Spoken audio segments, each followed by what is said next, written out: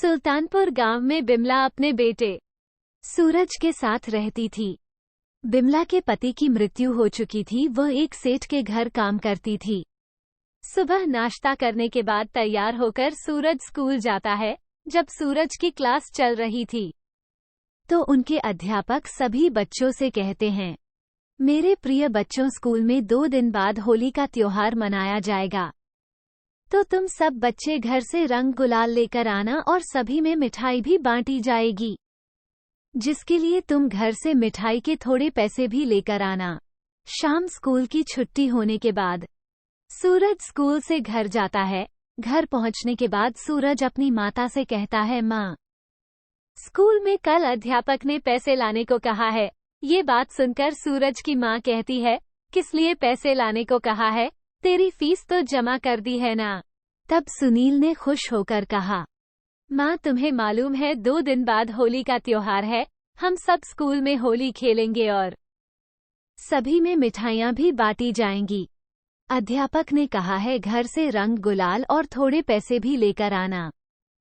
माँ, कल तुम मुझे पैसे भी दे देना और रंग गुलाल भी दिलवा देना। ये बात सुनकर बिमला सोच में पड़ गई। कुछ देर बाद कहती है, बेटा, मेरे पास पैसे नहीं हैं। तू होली के दिन छुट्टी कर लेना, और तेरे पास तो एक ही जोड़ा है कपड़ों का। किसी ने तेरे कपड़ों पर रंग गिर दिया तो तू क्या पहनेगा? ये कहकर बिमला काम में लग गई। माँ की बात सुनकर सूरज रोने लगा है और कहता है कि माँ, हम इतने गरीब क्यों हैं? क्या हमें होली मनाने का हक नहीं है? इस बार मैं होली जरूर खेलूंगा। मुझे स्कूल नहीं जाने दोगे तो घर पर ही गुजिया और मिठाई बनाना। मैं घर पर ही दोस्तों के साथ होली खेलूंगा। माँ ने बात टालने के लिए कहा, ठीक है, होली में देखेंगे। अगले दिन सूरज स्कूल की छुट्टी होने के बाद घर की ओर आता है। घर के अंदर जाने के बाद सूरज माँ से कहता है, माँ, कल होली है। आपने मुझे स्कूल जाने से मना किया था होली के दिन। अब मेरे लिए घर में ही मिठाइयाँ बनाओ। बिमला ने सूरज से कहा, ठीक है, कल बनाएंगे।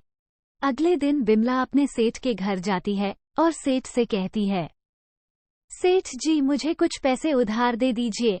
मेरा बेटा जिद कर रहा है, उसके लिए रंग गुलाल लेने हैं और मिठाइयाँ बनानी हैं।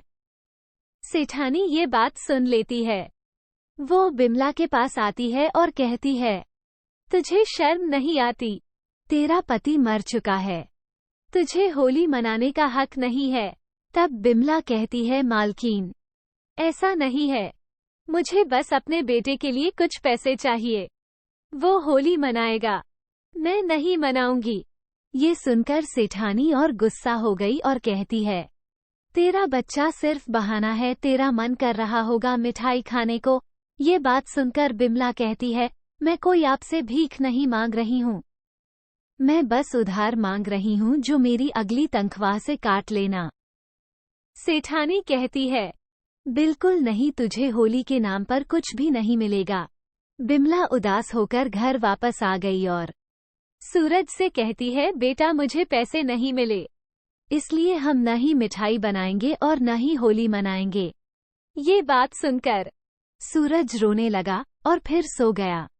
सुबह उठकर जब सूरज घर के बाहर आता है, वो देखता है सभी बच्चे रंग गुलाल लेकर एक दूसरे के साथ खूब खुशी होकर होली खेल रहे हैं। ये देखकर सूरज उदास होकर घर के अंदर चल जाता है और बैठ जाता है। थोड़ी देर बाद सूरज के अध्यापक सूरज की घर की ओर चल पड़ते हैं।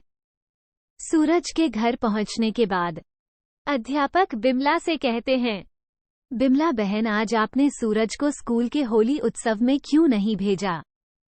बिमला कहती है, आप तो जानते हैं मैं बहुत गरीब हूँ, मेरे पास स्कूल में जमा करने के लिए पैसे नहीं थे।